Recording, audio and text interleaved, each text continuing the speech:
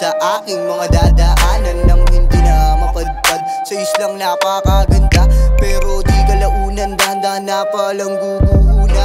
Yeah, pero di mo yun mapapansin dahil sa liwanag sa dilim. Dahil sa gawain mo maite, may sasapitin kang malagim. Di ba ang galing? Sumisid ka sa lalim ko kung di ka mapraneng. Ayos na maging mayabong ka lang mag-isakim. Mandayan mong ganap wala ka pa na itanim. Titirahin ko na itong maingilang pag nalasing. Yoko na sana alam pa, kaso nga lang sumusobra ka na. Pag sila kinagpasindit nga, matik na yung pare ko sa buka. Halika nga dito, turuan kita.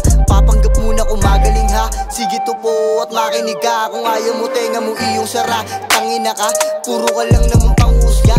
Pero sarili mo di mapuna. Pakialam ko kung nabustos kita, kung nasa pool kita di sumagot ka. Samo mong payo nagturo sa'yo, baka pagbuhuling ko pa kayo at paputukin ang mga ulo nyo. Tanginan to, natawa ako, nagpasilaw sa pera para pambato. Mas pinili manloko ng tao kaysa magbanat ng buto.